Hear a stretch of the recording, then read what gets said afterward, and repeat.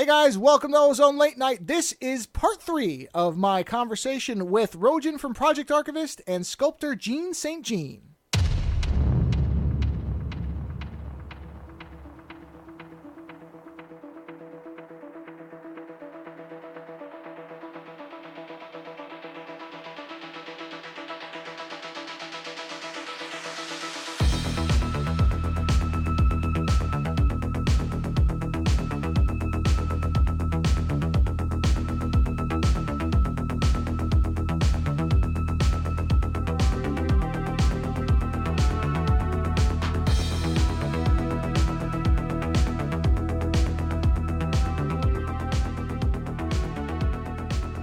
Welcome to another installment of Ozone Late Night.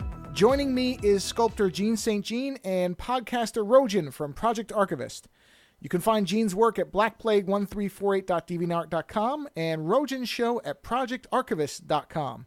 I think we were just about to dive into the TV side of Marvel, so I think we should probably get right back into it. It wasn't originally supposed to be a two-parter, but that's where we are. So let's jump into Marvel's TV stuff. Do you want to cover the Netflix shows, or do you want to skip over those? I've seen them all, so I can talk about them. Gene, have you seen any of the Netflix ones? Yeah, I've seen everything. Okay. Yeah. Where do we start with Daredevil? Do we just cover that as a whole, or do you want to get Agents of S.H.I.E.L.D. out of the way?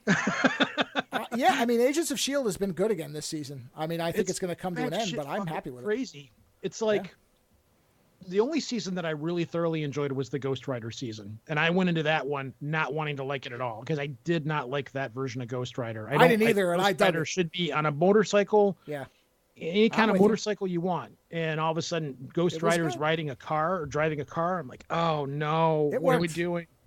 It did. He made flipping a pair of keys on his finger menacing. That's impressive. It did. It really did. And then they had the briefest little tribute to the old Ghost Rider pulling up on a Harley. You never got to see his face, but it pulls up on a Sportster Harley.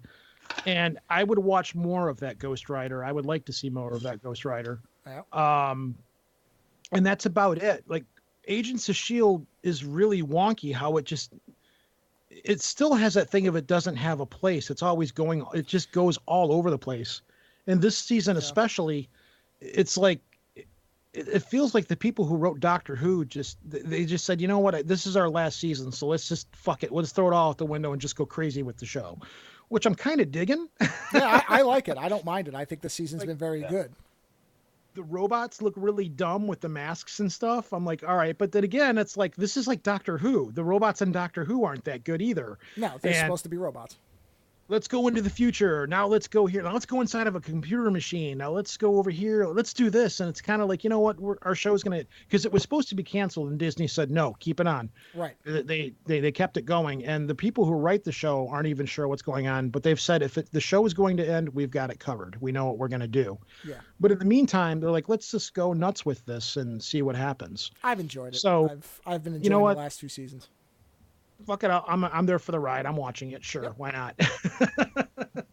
Yeah, what happened for me is the first season I found really difficult to get through, and I bailed on it.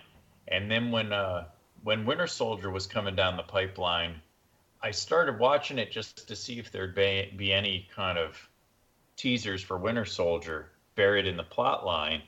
And after Winter Soldier, it got much more interesting because it was dealing with the aftermath of what happened in that movie. Mm-hmm. And from that point on, I was hooked into it and all the different pathways they've taken. I mean, basically, they can tool around in any corner of the Marvel universe without any restrictions because they fill in the gaps, you know. They can allude to different things about, you know, the disaster in New York. And this season, they've spent most of it in space and, like you're saying, that alternate timeline or whatever the hell that was. And but they are still, because Marvel said we're going to a cosmic direction, and they still are. That's the one thing that show always does. The last season with Ghost Rider, that was kind of alluding to Doctor Strange, because Doctor Strange was coming. Now that's over with. Now the next phase of Marvel is going into the cosmic realm. They've spent a lot of their time in the future in space.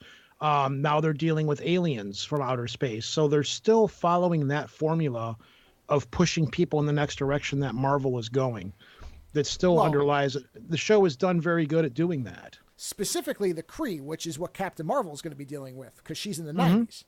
So they are tied in as far as they're giving you at least some idea of what they'll be dealing with like the Kree Skrull War type of stuff. The Kree has been all over it.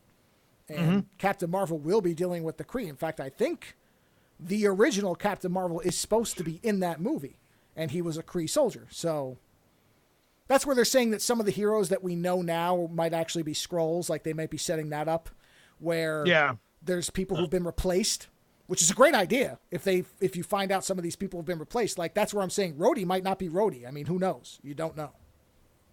Yeah, I would hate it if they did that, though, man. It was all a dream, or it was all a lie. Well, it won't be everybody, but it might be clever to show. I mean, Hydra hid in plain sight, right? So why wouldn't the Skrulls?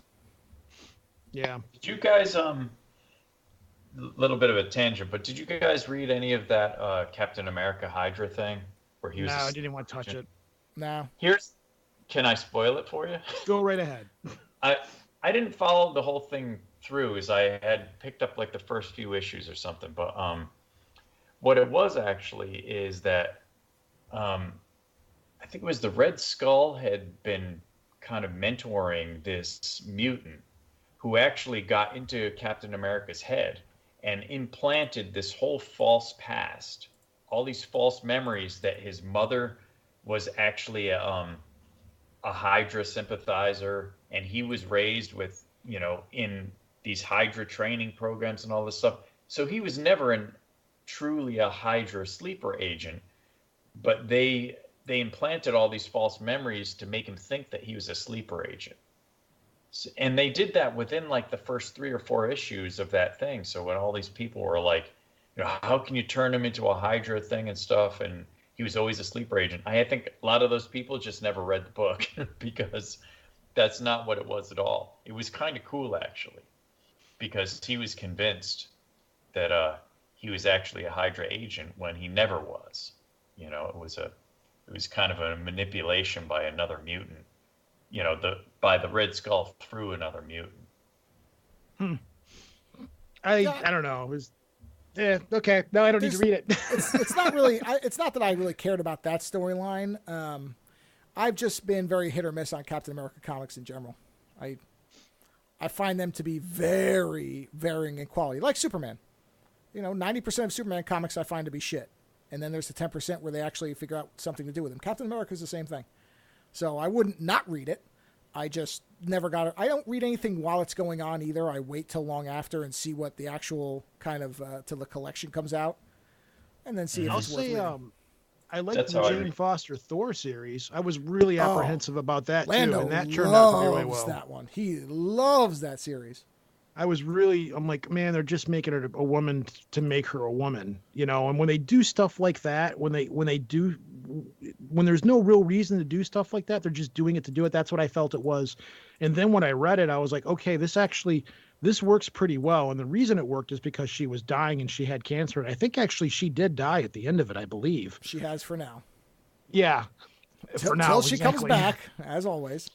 And I actually, after I read it, I was like, this actually works pretty well. I thought I was really surprised by how well that comic book turned out. But we're losing track of the whole television thing.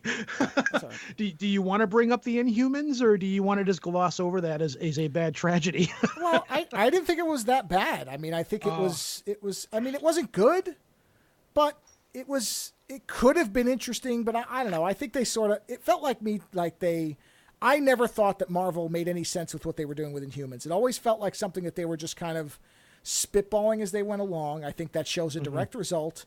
I don't think it was as terrible as everybody made it out to be. It wasn't good, but I've seen a lot worse. And I liked the guy who played Black Bolt. I thought the sign language thing was a neat idea. That was sort of a cool way to do it. Lockjaw wasn't a great special effect, but fuck you. It's a giant dog. I don't care. I just want to see a giant teleporting dog. I got it. So I'm in, and ultimately it's the Inhumans are another one. They're kind of a tough thing to do. They're not the greatest characters, except for Black Bolt. Yeah, I thought it improved when the storyline came to Earth, when they were on their own planet, and it was kind of that sort of lame-ass Game of Thrones kind of thing, then I didn't like it that much. But then once they came to Earth, it got a little more interesting.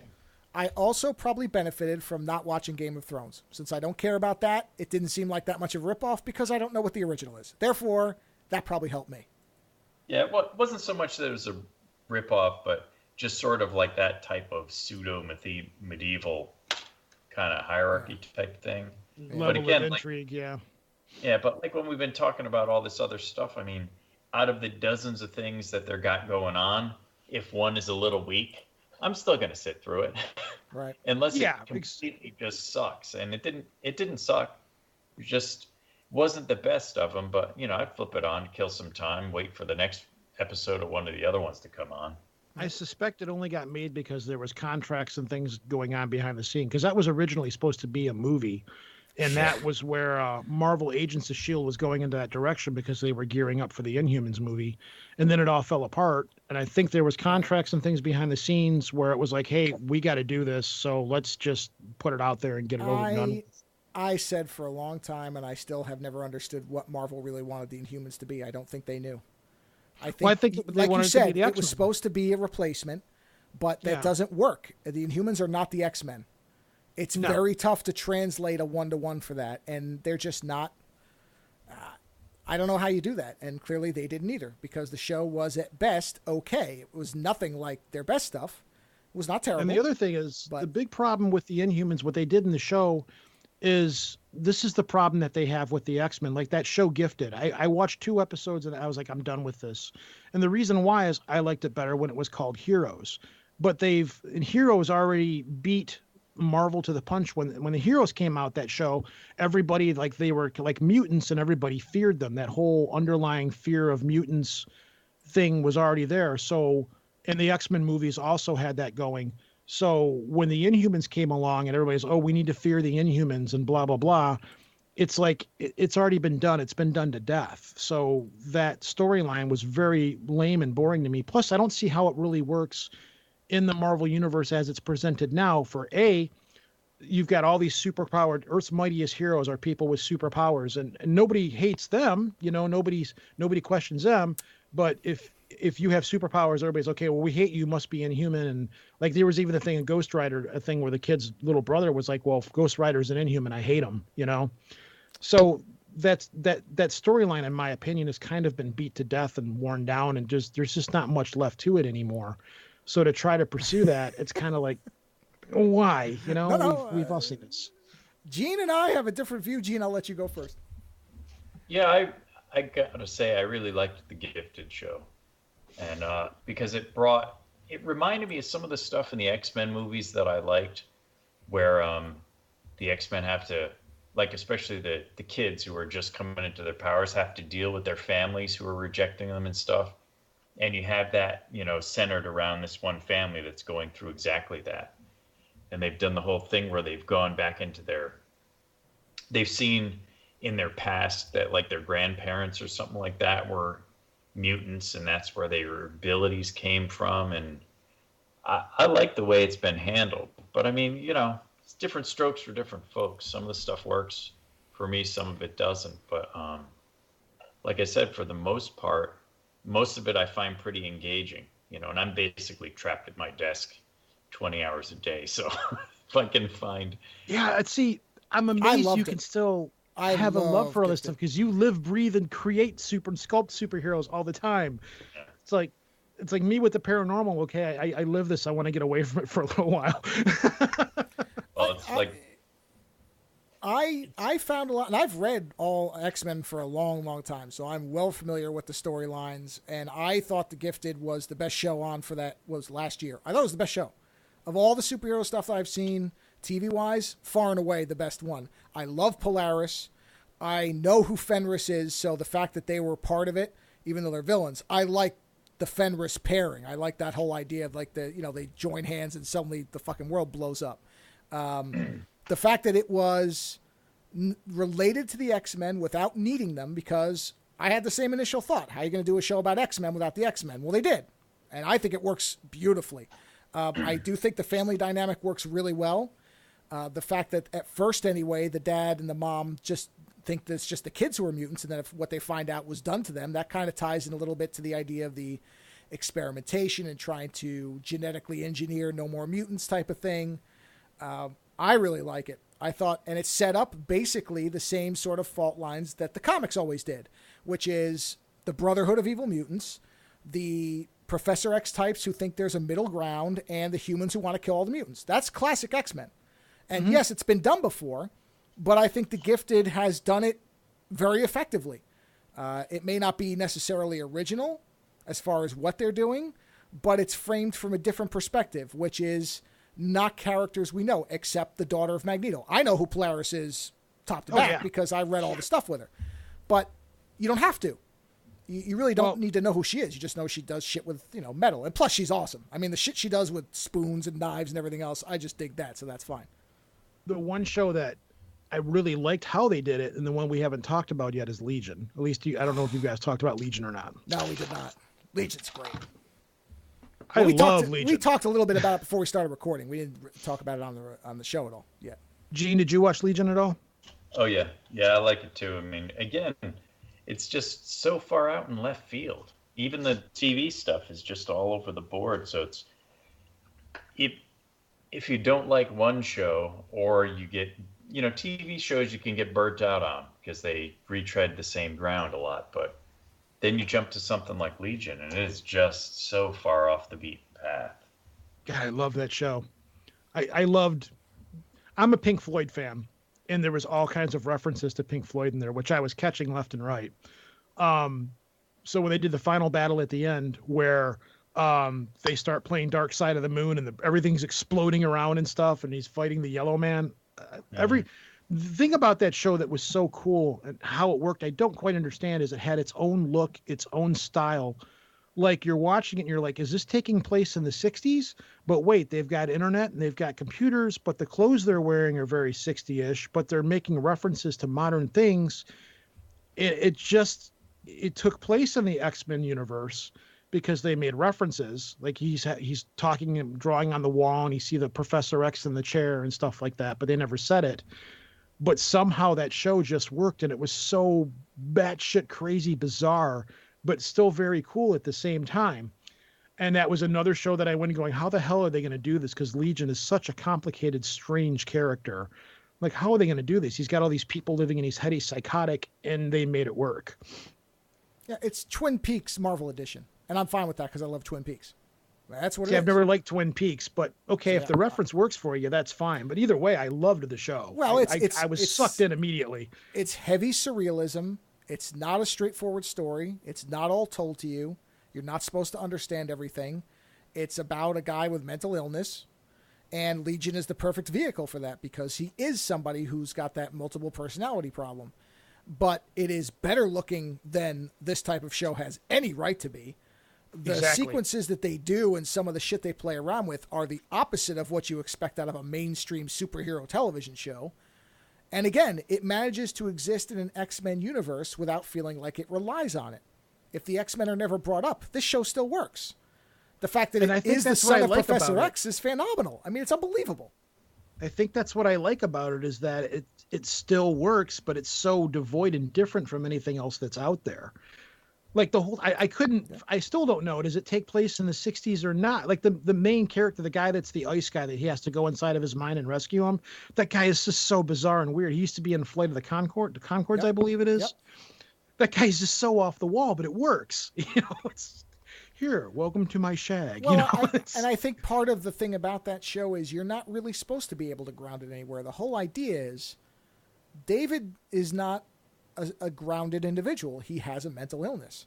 Now, what is it, mental illness, or is it his powers that are making him that way? Is it he's not crazy? Wait, what's the difference? I mean, to somebody who is mentally ill, they can't distinguish a difference. So whether it's actually quote unquote a diagnosable medical condition or his inability to perceive reality because of his powers, it makes no difference to him.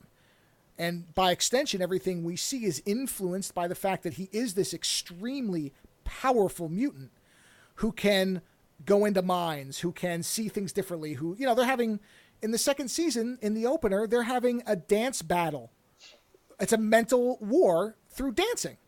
Now, that's not normal or reality or, right? So you have to look at it through that lens. And in that context, the time and place really don't matter. It's more of trying to distinguish what, if anything, is real, that what David's seeing or what it means. Is this all in his head? There are people who argue that none of this show is taking place at all, that he's sitting in a room drooling, and all of this is the creation of his mind, and it's fighting with itself, which is, what can happen. So it doesn't want to give you that answer, and it shouldn't. I mean, if it was going to do that, it's like everything else. If it makes you have to work out a little bit, that's different. And to do that with a quote-unquote X-Men character is exceptional. That we should applaud. Something different. Like Gene said, you have so many options now. If you want straightforward, there's a bunch of CW shows that do that. If you don't want any politics or anything, stick with The Flash, stick with Arrow. It's straightforward. If you want surrealism, go watch Legion. If you want to see the X-Men through a different filter, you've got The Gifted. If you want to see a show that deals with some political stuff that's happening now, go watch Black Lightning. If you want to watch a giant blue stuffed animal fight a demon, go watch Legends of Tomorrow. You have a million options. It's unbelievable what we, as far as being comic book fans, what we have access to now. Or Gotham. I hate Gotham, but people love it. That's fine. Go love it. And I'm curious to see what's going to happen with Cloak and Dagger when it finally comes out on Freeform. Man, I'm looking forward to that. I fucking love Cloak and Dagger. I've always liked that comic. Did you guys see, going back to DC for a minute, did you see any of the shots of the Titans stuff? Because they had showed. Oh, yeah, that looks weird. They showed a great shot of Robin's costume, and they showed a great shot of Hawk and Dove. But then just last week, they released pictures of Beast Boy, and looks like Beast Boy, Raven, and Starfire. And Starfire, out of all of them especially, looks horrendous. Yeah, Beast Boy with the green mohawk, or what wasn't a mohawk? He's got green spiky hair. Yeah, it looked like an ad for one of those hair dye kind of things. Yeah. Those colored hair kind of sprays. I'm going to reserve judgment because all we're seeing is side pictures without special effects and stuff like that. It is scary though. It's I don't know. I'm going to wait and see. I'm not sure. Is it supposed to be a movie or just a live action show or? It's a live action TV show, I think. Yeah, that's what it looks like. Yeah. But you're right. The initial pictures, the Robin looked awesome. Yeah, it is tough to judge with images, but it doesn't. Some of them look far better than others.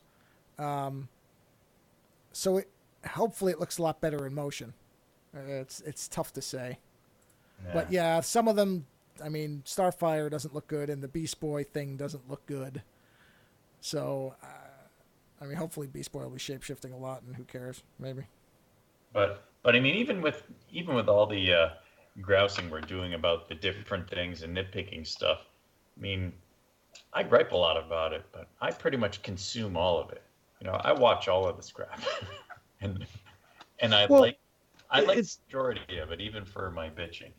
It's like I said about the DC shows. Even though I don't like them, I'm still glad all of this is there.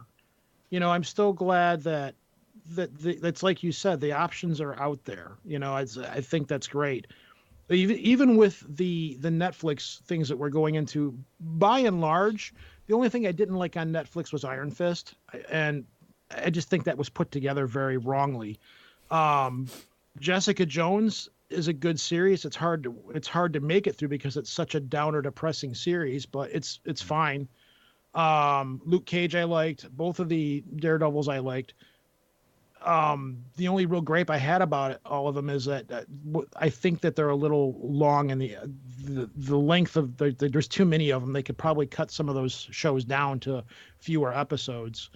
But I'm still glad I'm getting a Daredevil show. I'm still glad I'm getting a Luke Cage show. The Defenders I had my problems with. The fact that we had really cool badass undead ninjas which turned into generic guys wielding guns really bummed me out. But still, I'm glad we got it. On the whole, it was okay. I didn't mind it. There was room for improvement. The Punisher series was great. Did you guys watch The Punisher? Very good. Oh, yeah. Punisher was a very different. Right. Yeah, that was the Punisher. That was the Punisher that I've always wanted to see. And And they somehow avoided making it lame, which I was surprised, because the Punisher can be a one-note character, but man, taking that PTSD angle and the military side of it was smart. Yeah. It was really well written. Very well written. And it wasn't really, again, it was a superhero show, but it wasn't necessarily a superhero show. You know, he doesn't have any powers. He's just a soldier. Unlimited ammo, baby. Okay, that is a superpower. And I would like to see more of the Punisher. I'm wondering where they're going to go with it. I haven't heard if they're going to make another season of it or not. But I'm pretty sure they did say there will be a season 2. I don't know what it'll be, but I'm pretty sure they said they will be making one. Well, with Disney getting their deal and doing their own network, you know, are all these... Disney has said that anything that's on Netflix stays on Netflix. So anything that's a current property on there stays, and then anything else goes on theirs. Now, that's for now. That could change in season 4, but they did come out and say we're not taking anything off Netflix that's already there. I kind of want it all in one spot. Like, I'm not afraid of this Disney Channel coming, and I will pay for it. You know, well, I would assume that Marvel, anything, all that stuff. Sure, I want it all in one spot. I would not be surprised if Netflix licenses it to Disney, not immediately, so it won't come out the same time. But why wouldn't they? It's just another revenue stream, so it will eventually get there. I would love when Disney comes out with this channel to be able to go and get all this content in one area. That's one of the cool things about WB is all of these WB shows are all on the WB. You don't like Freeform. I got to go there to watch Cloak and Dagger. I go to Netflix to watch this. I got to go over here to watch that. You know, it's like, oh, just put it all in one spot, you know, because I'll gladly pay for it. I don't have that. That's one of the networks that's coming. They're like, yeah, I'll do that. You know, if it's because that's going to be Geek Central for me. Yep. So I don't know. I'm just wondering what's going to happen next. Like when this merger happens with Fox, I'm really wondering where the future is going to take, because they're all of a sudden going to have access to all these new properties, and they're going to have the X-Men, and plus, you know, like I would love to get a Silver Surfer movie or show or something. I want something Silver Surfer. That's the only thing I was happy about the Fantastic Four 2. I'm like, this is a giant commercial for a Silver Surfer movie, and bring it. And anything that has made money before will stay the way it is. Anything that isn't, Disney's going to reinvent. That's how it works. If something's printing money, they're not going to stop it. And they did great with the Punisher and Daredevil, which is funny because they were like, you know what, we can't make any money on these properties. Go ahead, take them back. Have Daredevil back and have the Punisher back. And Marvel was like, all right, here you go. Look at that. Look what we just did. Well, I think Disney's smart. They're keeping things in different areas for different audiences. They recognize that. Mm-hmm. So that's what I mean. If stuff is successful, Disney is not going to screw with it. If it's something like Fantastic Four, yeah, I think that's going to get rebooted into something. But do I think they'll change the X-Men? No, they'll probably let it run the same way for a while until it's not making money anymore. I think they'll the writing will become better. I don't see them merging the worlds together, though. I'm not sure how they could do it or when they could even do it. At a certain point, I don't know. And at this point, we've had the world separated for so long. Fine, whatever. They can just be the X-Men can just be the Avengers of that world. You know, for the most part, and I'm fine with that. I just, you know, I want to see, because even the X-Men, that I've seen all of them, and there were some shining moments and some really bad moments. First Class was excellent. The Days of Futures Past, I had problems with. There was even a couple of Logan movies that weren't that great. So, all they really need to do is just beef up the writing and the storytelling of the movies, and they should be fine. Or they could do the opposite and do X-Men versus the Avengers. They could. Don't forget, too, there's a lot of X-Men. It doesn't mean it'll be Wolverine. There are a lot of X-Men. So, Megasonic Teenage Warhead is an X-Men, man, woman, whatever. So I swear I read something somewhere that they were talking about rebooting the X-Men as the original X-Men: Beast, Angel, Iceman, Jean Grey. They can. I mean, they sort of rebooted it with First Class, depending on how you look at it. Yeah, but partially. That's what I'm saying. There's a lot of X-Men. A lot of them. Havoc isn't. I mean, Havoc died, but he could come back. Anybody who's dead can always come back, or they could do a different version of them. I mean, we had Angel and Archangel, and I don't. Well, really, they could do, if they were to do an X-Men world, they could do very similar to what they did with the Avengers. You would have Phase 1 of the X-Men, which was the original team, and then eventually the new X-Men would come in and slowly replace the old X-Men, where you would have Colossus and Nightcrawler and all of those characters come in later, and that would be like the Phase 2 of that X-Men world. Or X-Factor and X-Force. There's the X-Men universe is immense. They have a lot of options. So they really don't need to bring them into the Avengers universe if they don't. There's not really much of a need to. They can continue going the way they are. But if they want to, they can. Unless they totally, they didn't necessarily retcon the old movies, but if they reintroduce them into the regular Marvel universe, kind of like in the way that the mutants started to appear in that Marvels book that Alex Ross did. Oh yeah, sure. Where initially they become the new threat, sort of like the Inhumans are a little bit. Yep. Mm-hmm. And they build that up, and eventually they become allies with certain ones. Certain ones become new enemies, and and just they could another phase to the Marvel universe, the cinematic universe, could be the rise of the mutants. Exactly. I was going to say it could be mutants without it being the X-Men, because one of the things they did in Marvels was they highlighted the ones that looked different. So if the mutants that they showcase are ones that are physically different, like the Morlocks, bring in the Morlocks. That's an X-Men connection. It's not direct, but it does give you an avenue to bring Storm in. Maybe it's not Wolverine and Cyclops. Maybe it's just Storm leading the X-Men. She did.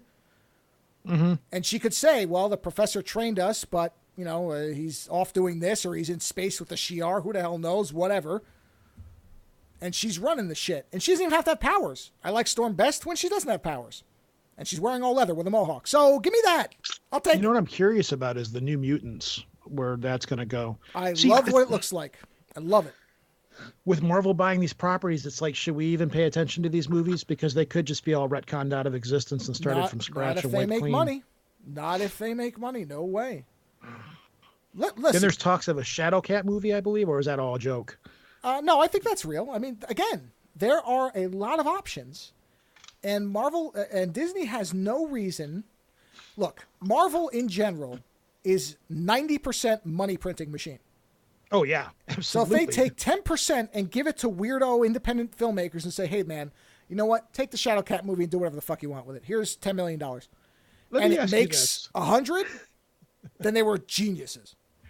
Am I a bad person because I want to see a Great Lakes Avenger show? Does that mean? No, I want to see a West Coast Avengers show. So why not? Because there is talks apparently that, again, it's supposed to be maybe showing up on Freeform, where they have actually green-lighted like a Great Lakes Avenger, like B Squad superhero show, which I think would work, of a bunch of people just trying, just the little guy that made it, that kind of thing. Here's the thing you have to think of with all this stuff. Go back 10 years and ask yourself at that time, how realistic is you'll get a Cloak and Dagger show on TV? You would have said you're fucking crazy. Cloak and Dagger. I don't know. I think a Cloak and Dagger movie could have always have worked. Because no, I'm talking about a show, a regular show on television. 10 years ago, I'm talking about. Go back that far and say, oh yeah, Marvel's going to make Cloak and Dagger. I think sure they are. Oh, no, I would have said you're crazy. No way. I think they could have, especially once Netflix, because once Netflix came along and they said we're going to do street-level heroes like Daredevil, that opened up a whole world. I'm like, does that mean we're going to get Moon Knight? Does that mean, because I've always saw Spider-Man as kind of a street-level hero for the longest time. But don't forget, Daredevil started in 2015. That's 3 years ago. That's what I'm saying. Go I know. back. What's even the recent past. So you're saying, I'd love to see Great Lakes Avengers. Hey, look. The shit is changing rapidly, and as long as Marvel's making money... I'm sure we could get it now. Yeah. Yeah, that's what I'm saying, is nothing is beyond the possibility at this point outside of... bad for wanting to see it, though? Not if it's done right. It would be great to have a humorously cool superhero show. Again, as Gene said, the variety is out there. I would like to see a more humorous superhero-oriented show done properly like that. I mean, I want to see DC do Doom Patrol. Do a television show on Doom Patrol, man. See, DC is, with their television shows, I think they could do just about anything and get away with it. I agree. That's what I'm saying. There is no bad idea if the person who does it properly. I don't think anything is off the table. Have you guys watched Preacher at all? Yeah, I hated it. Yeah, I didn't like the show. First season. That was it. I don't particularly like the comic. Therefore, I'm the worst audience for it. Yeah. So I like the comic, and the big mistake I made is I watched the first episode of the show, and then I went back and reread the comic because I love Garth Ennis' stuff. And then the show, by the second episode, completely didn't resemble the comic at all. And I got in I think I got in 4 or 5 episodes, and I bailed. I hated casting, didn't work for me anymore. They had completely abandoned the storyline. And that's what everybody said. Yeah. And I never really read the comic book, so. Yeah, it is not even remotely. They added new characters, got rid of characters, rewrote the storyline. Basically, they used a few of the characters from the book and then just kind of moshed it all around. So, and people were making a big deal about how that Seth Rogen dude, championed bringing this to TV to make sure someone wouldn't screw it up, and he fucking screwed it up. It's garbage. I can't sit through it. I don't know how. Have you guys haven't seen it, or? I've watched the first season, and then it was okay. And then the second season, I made it halfway through the second season, episode 1, and I was like, nah, I'm done with this. And I just bailed on it. And everybody was like, yeah, read the comic. Everybody said that. Everybody's like, read the comic book. It's so much better. And I really haven't had much of an interest in reading the comic book. So, it's easily one of the most fucked up comics I've ever read. I mean, I'm not big into like indie comics, so I know there's a lot of weirder stuff, but it is the most fucked up thing. I mean, it gets into all this weird kind of religious stuff. I can't even really explain it. When God bites out your main character's eye, you've delved into something. Yeah, it talks about since you guys haven't read it or seen it. I read the whole series. I have read it. Yeah, Joe's read it. I've read the comic. I haven't seen I haven't seen more than 2 episodes of the show. Okay, but one of the main points of the comic is that the Catholic Church is trying to maintain the bloodline of Jesus Christ. I know where you're going with this one. And the bloodline of Jesus Christ is so interbred that he's basically like a unibrowed retard. And this is the guy they're trying to set up to bring back as the Messiah. He's a huge, fat unibrow guy that gets thrown out of a helicopter. And he keeps, all he says, that was the Pope, actually, that got thrown out. Oh, was that the Pope? Okay, I'm mixing it up then. Yeah, because the Messiah, all he does, they're showing him outside the Vatican, and he's like pissing on things in the courtyard, and all he says is like humper dumper de doo. Really, it's just so fucked up. Oh man, yeah, I think I'll pass on it. I'm not missing anything there. And doesn't the main villain doesn't he get his balls and dick eaten off by a pit bull, if I remember? Yep. Yeah, so that's the kind of comic you're going in for with Preacher, so just be aware. It's not for kids. But, so I was pretty psyched when they were going to do that, but I was apprehensive that they could actually do it on like a cable station that's basically a heartbeat away from a network. That would have to be an HBO show if it was ever anything.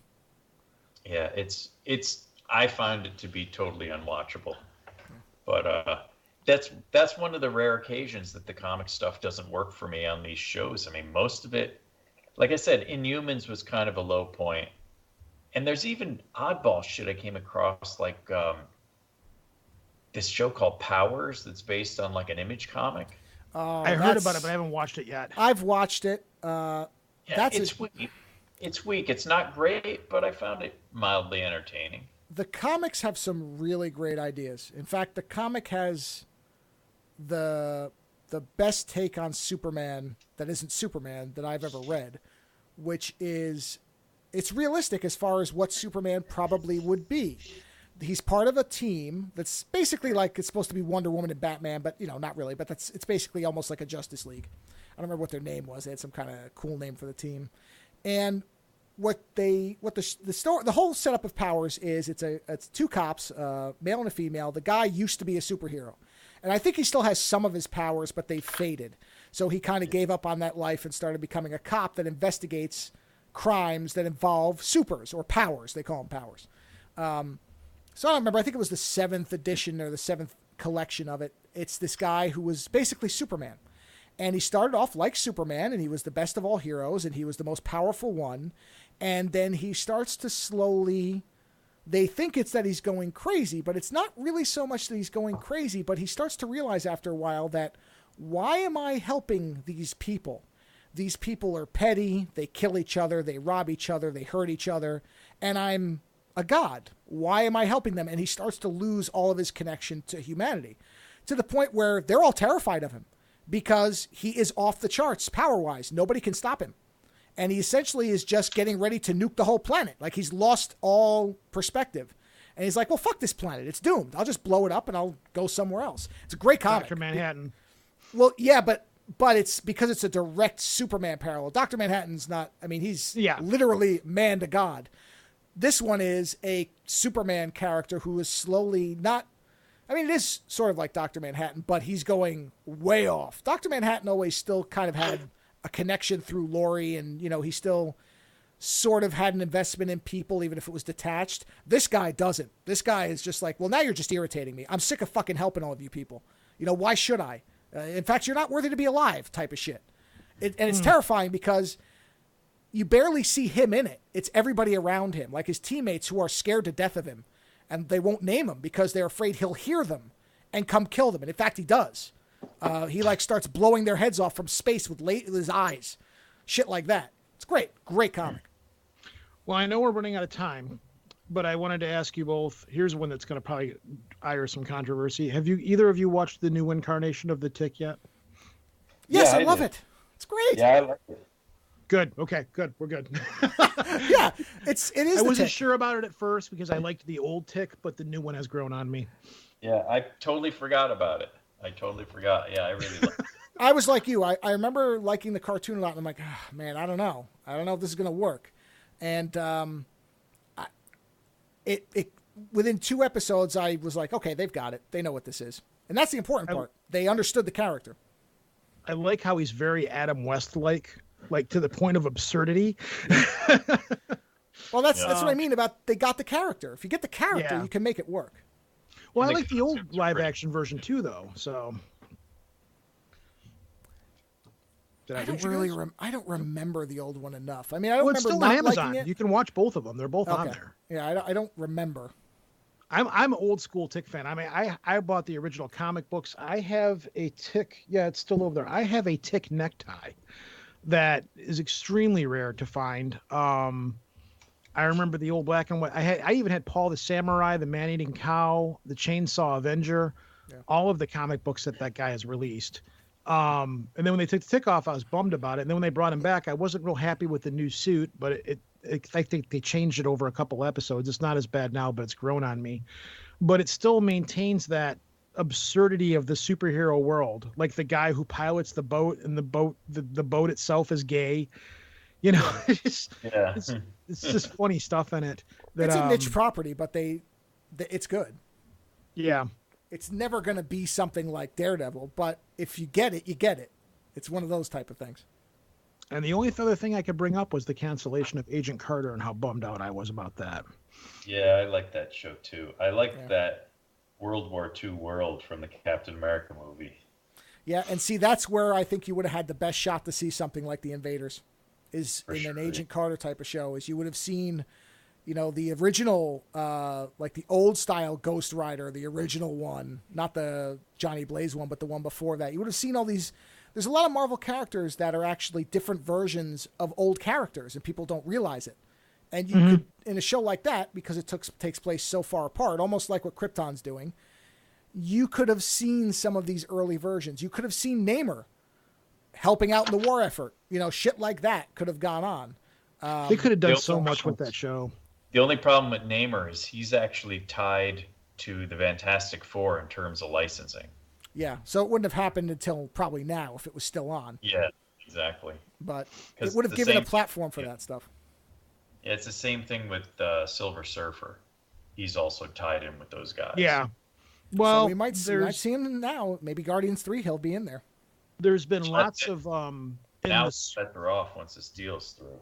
Yeah. Apparently for the second half of Infinity War, there's a character in the script or the casting call or something like that very much makes reference to Silver Surfer. They've all but said it's Silver Surfer. And in the last Agents of S.H.I.E.L.D., those androids were from the same galaxy that the Silver Surfer came from. Yeah. They specifically said that. So I think that there's subtle hints in laying the groundwork for Silver Surfer. And apparently that they've all but said that he's going to be in the next Avengers movie, the final Infinity War movie. And that's come from all over, different sources all over the place. As they think they've got who the character is. He's an unknown actor, and that's really about it. But there's very strong inclinations. Which, goddamn, I would love to see a Silver Surfer. I could easily see it at the end when Thanos is defeated and the stones are off the glove. To introduce the next badass villain coming in. Marvel somebody Universe. says, we have to keep these stones scattered throughout the galaxy, and somebody else says, I know somebody who can help with that. And the surfer kind of surfs up and says, I'll take care of it. And then the end of the movie, whatever, he takes off. I can easily see that. What I'm really hoping is, because apparently when Thor reforges his hammer, it's called Stormbreaker. And I'm like, man, that fucking hammer better end up in Beta Ray Bill's hand at some point, or you can all fuck off as far as I'm concerned. Give us Beta Ray Bill. You don't. They've already dick teased us enough with his picture in the Thor movie on the side of the building. They sure the fuck have. It's like just do it. Maybe this cosmic direction they go in, they'll bring him in there. But I don't know, man. It's just how many people really know that character. But then again, how many people knew the Guardians? How many people knew Rocket Raccoon? Yeah. Make a rocket with a gun work. You can make a fucking horse-faced guy with a hammer work. Mm-hmm. So, we'll see. All right. I think that's everything that I can come up with. Yeah, we're probably in a good spot to wrap up this edition of it. This was originally going to be 2 parts, but I'm pretty sure it's going to be 3 now. Or like 8. Or 8 or 18 or whatever I end up dividing it into. But I want to remind everybody. The problem is we wait too long to do these shows. I don't care. I'm all for having longer shows. I mean, I don't mind having multiple parts. It's not going to bother me any. It was just the DC part. I mean, it wasn't really planned, but of course, I think last time the DC part was the 1 part, and then Marvel split into 2. I mean, in that respect, not much has changed since the last one, but it's all right. Whatever. So let me remind everybody, they can find Roejen's show at projectarchivist.com. And Gene's work can be found at blackplague1348.deviantart.com. All the links will be on the website. Roejen, Gene, thank you very much for coming on. It was fun as always. We covered a lot, which is what I wanted to do. So thanks for coming on and wasting 4.5 hours of your time. Always a pleasure, guys. All right. Well, everybody else, remember you can listen to past episodes of all our shows by going to ozonenightmare.com. And as always, let me know how you enjoyed this talk. I'm sure there will be a lot of feedback on various things said. I welcome all of it. Send it. And I hope you guys enjoyed this edition of Ozone Late Night. Visit ozonenightmare.com to subscribe to new episodes or to browse through our back catalog. Follow at Ozone Nightmare on Twitter for the latest episode postings and other show information. If 140 characters just isn't enough, you can always email us, theozonenightmare@gmail.com. If you'd like to support the show, visit our creator page at patreon.com/Ozone Nightmare. Music for Ozone Late Night is provided by OGRE. Visit ogresound.bandcamp.com to listen and purchase his fantastic selection of music.